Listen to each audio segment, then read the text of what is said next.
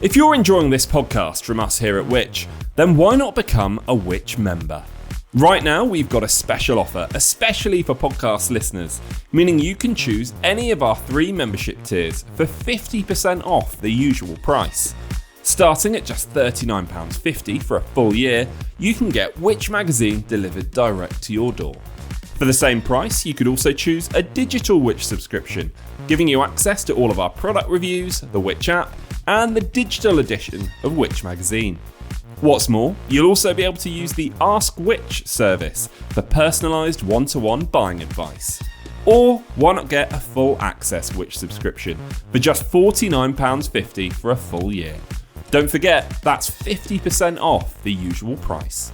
To join Which or to find out more, just head to which.co.uk/podcast offer.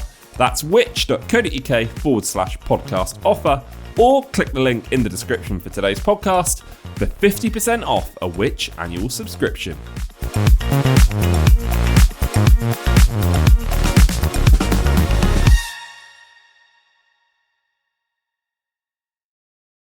Welcome to the Which Money Podcast, your weekly hit of money news and personal finance hacks to help make you better off. I'm your host, Lucia Ariano, and here's what's coming up this week. So Section 75 does still apply abroad, which is really good to know. So this means you have that protection if you purchase something more than £100 and up to £30,000, which means that you can reclaim the money from your credit card provider if the retailer doesn't make good. Also check your travel insurance. You don't want to take out more cash than you're covered for with your policy in case it's lost or stolen. On today's show, we're going to get you money ready for your summer holiday. There are some golden rules when it comes to spending abroad, and today we'll get you up to speed on everything you need to know so you can avoid any nasty fees. And to help us along the way, we're joined by Which senior writer, Grace Witherden, and from Which Travel, Joe Rhodes, who's a senior researcher. Hello to you both. Hi, Lucia. Hi. Well, we're going to be talking about travel cards, credit cards, and of course, physical cash and a few other bits along the way. But first, can we start with why just using your regular bank card is probably not your best option? Grace, do you want to start us off? So if you're heading away soon or you've got some trips planned, you definitely need to check that the card you want to take isn't going to charge you any fees. Now, there are 3 fees to watch out for when you go abroad. So for purchases, you'll usually pay a non-sterling transaction fee, and this is the fee charged for converting the local currency, and this applies every single time you use your card to pay. Now, the worst debit cards add a non-sterling purchase fee on top.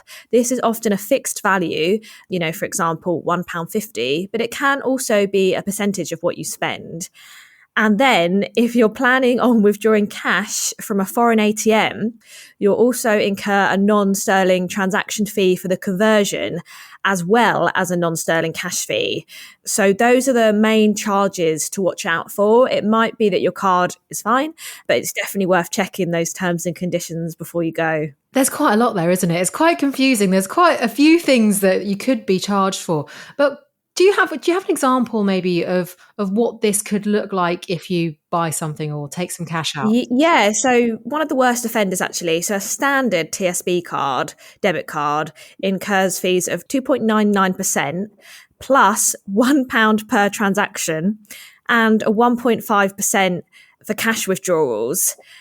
So basically making 2 £50 purchases and 3 £50 cash withdrawals would result in charges of £15.48. Joe, is this a huge problem? Is this something you hear about travellers talking about, not being aware of these fees? We do hear that, and with so many different charges that Grace has just explained, it's little surprise that people are being caught out.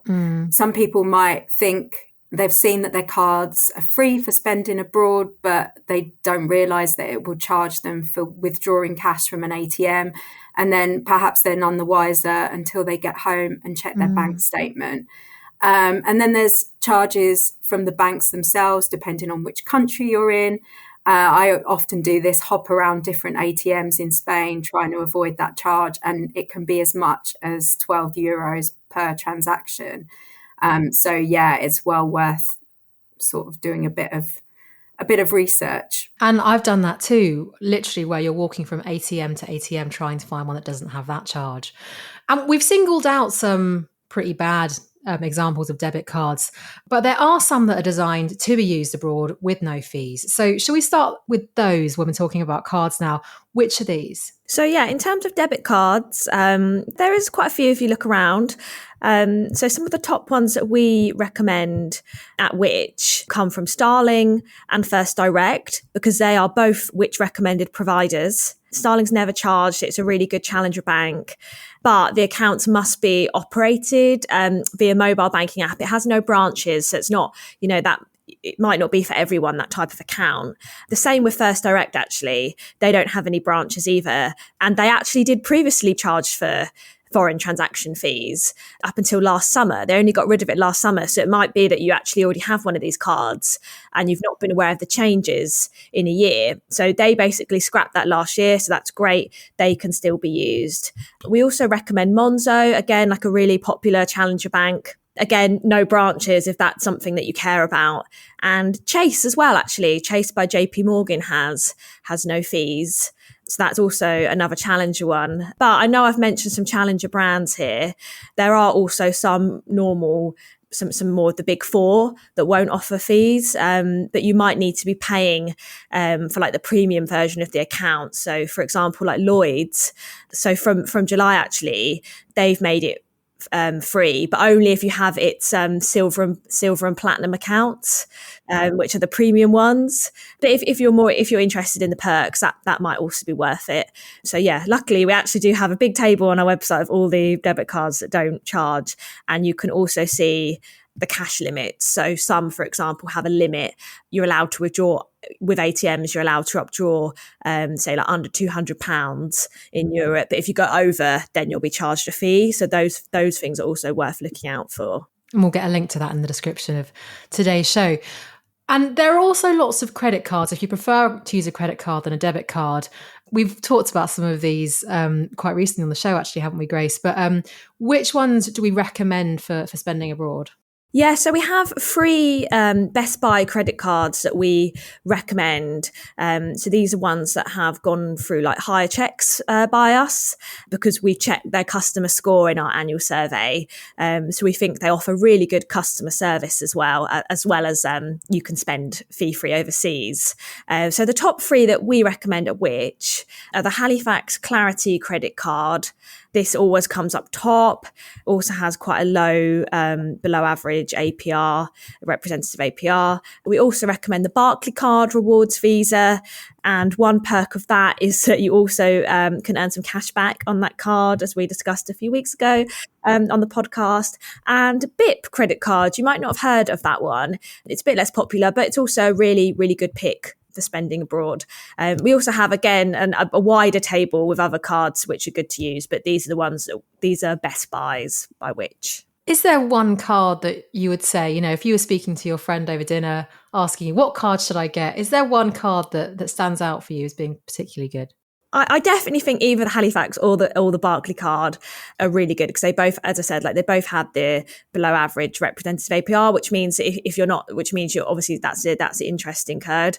Obviously with credit cards, we do recommend paying off them in full every month anyway. But if you did have to carry over a balance, at least you're being charged slightly less interest with those. And what about withdrawing cash with these credit cards? How does that work? So if you withdraw cash on your credit card, you'll typically start incurring interest straight away.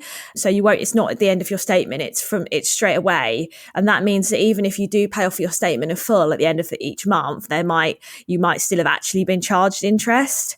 And there's a small risk of harming your credit rating, as it might appear on your credit score. So it's something that we don't typically recommend. I think we would say that it might be best to withdraw cash abroad on a debit card rather than a credit card. Very useful to know. And what about finally on this Section 75? Are you still protected on purchases abroad? So Section 75 does still apply abroad, which is really good to know. So this means you have that protection if you purchase something more than £100 and up to £30,000, which means that you can reclaim the money from your credit card provider if the retailer doesn't make good. So this is actually really handy if you're abroad and you're making a big purchase.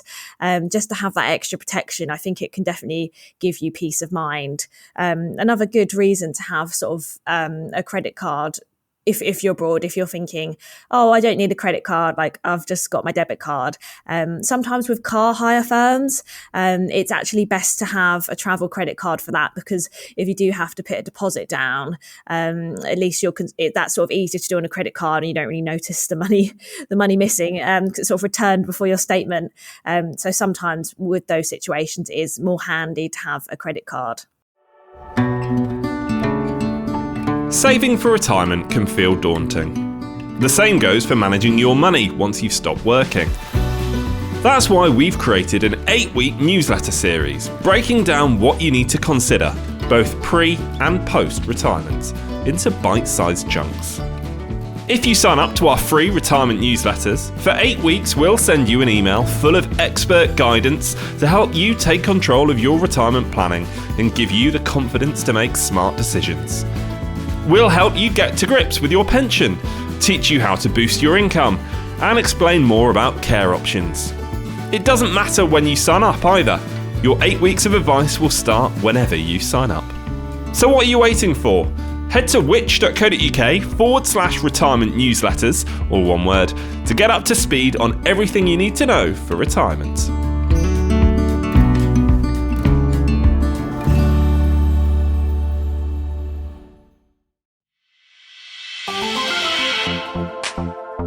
Welcome back to the show. Now, before we get back to it, if you're enjoying our advice, we have a special offer to get 50% off a Which membership. So that's from £39.50 for a full year's access to Which Digital, where you'll get access to all of our product reviews, the Which app, the digital edition of the magazine, as well as personalised buying advice. And to find out more about this brilliant offer, just click the link in the episode show notes. Now, can we talk about physical currency, Joe? So here in the UK, we're definitely moving towards a more cashless society. We've talked about it a lot on the podcast over the years, actually. But what about overseas? In some of the most, common holiday destinations, are they also making the switch? The world is definitely moving in that direction, but some countries are going faster than others. So it really depends where you're going. Cash is still king in places like Egypt and Morocco, for example. Even Germany and Austria are still fairly wedded to cash. So you may find your card isn't accepted in some of the shops and restaurants there. Yeah, I was going to say with that, actually, I'm so bad. For the last few times I've been away, I've always just been like, oh, I've got my Monzo. That's fine. I don't need any cash. So I don't think about it as much as I used to a few years ago. But my boyfriend actually went out to Germany recently, and it was all cash in all of the sort of like the fan bars for the Euros. And he didn't actually get out enough with him. And I think he wanted like a pizza one night, and they said it was cash only, and he didn't have enough, and they wouldn't accept his card. So I actually definitely think it's worth like researching this before you go, because I'm definitely in the mindset of like when I've been to Europe thinking, oh, it's fine, they accept card, but actually that's not always the case. I mean, I was in Spain a few weeks ago, and I did exactly the same thing. I didn't bring any cash with me, and actually I think we were fine. I don't think any of us did, although my partner's younger sister was there and she came with her cash. I feel like maybe it's quite a kind of the thing that maybe her mum said, you should bring cash with you. It's definitely something that I always used to do. And it used to be one of those kind of golden rules. You just go on holiday, you get your cash from the post office. But now obviously we're going to talk about the best way to get it.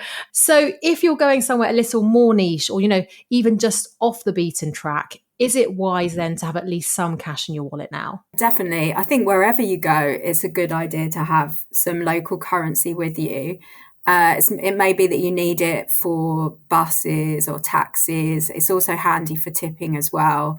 Things like shopping or eating at local markets, one of my favourite things to do on holiday. you're going to need cash for that as well.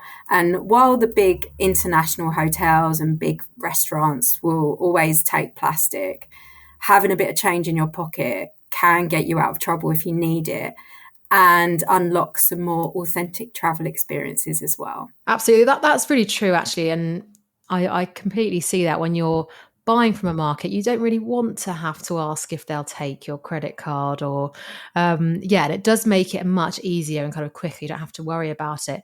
So when you're looking to get cash out ahead of going on holiday, what's your advice? Yeah, so it's definitely worth comparing deals before you go. I have been too guilty of, just going to the currency place in my local shopping centre. But actually, if you do your research, you can check the rates and you can usually order it online and then either collect it from them. So I actually think it's worth a few days before, maybe even a week before, if it's like a more rare type of currency, going by and ordering it and actually doing some research. It's really easy to compare the rates online. It's not like a hard task.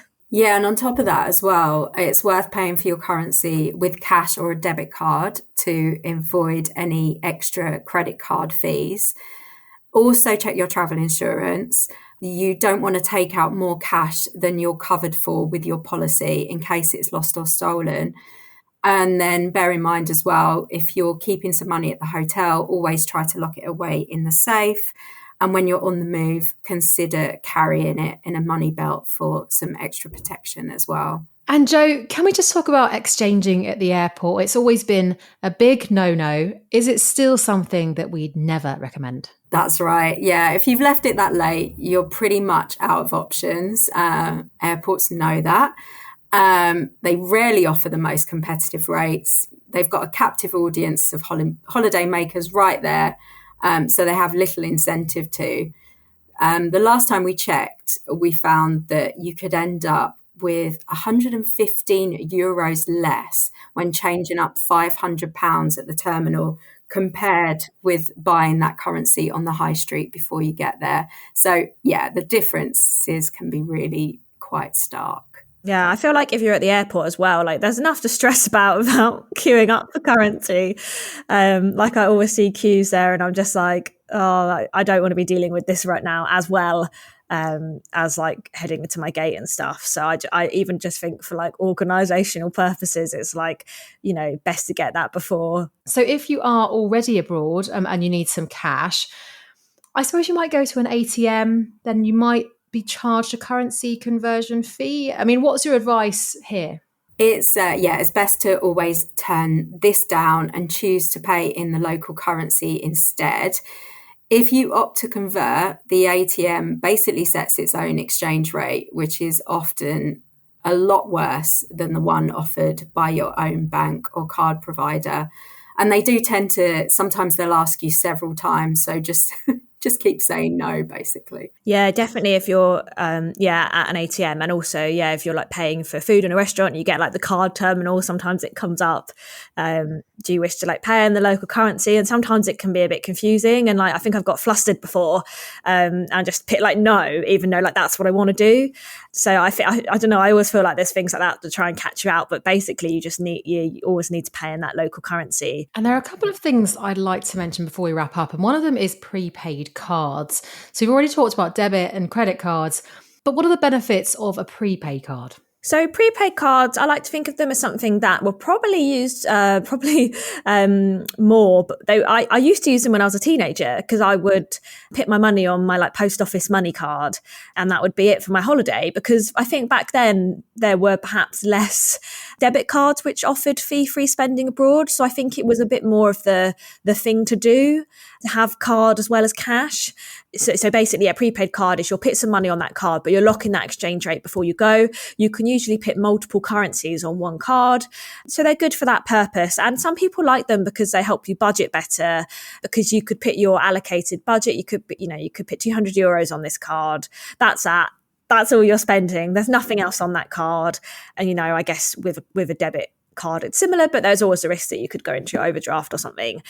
And then, so I've just talked about multi-currency prepaid cards, but there's also sterling prepaid cards, and these offer the most flexibility as you load up your card with pounds, and then each time you spend or withdraw cash, the pounds will be converted to the required currency at the exchange rate on the day. So again, with this, you're not really locking in the money in advance, but they do offer good flexibility. There are also a few providers that do this. You can use like Wise. I've also been looking up another currency app recently at the start of the year called Zing. These are all sort of other things you can use, but they require a bit of legwork. So you might have to load it up and then decide what currency you want. They're often all app-based as well, which you might not want to do if you're traveling.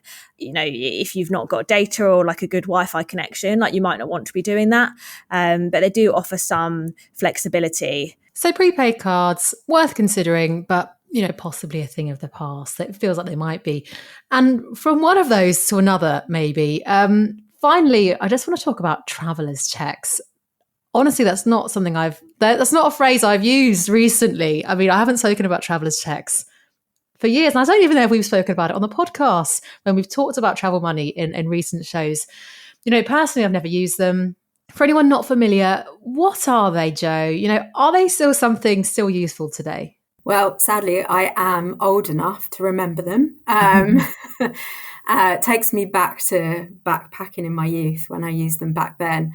They do still exist. They're pre-printed checks for a set amount of money, and they can be exchanged for cash while you're away.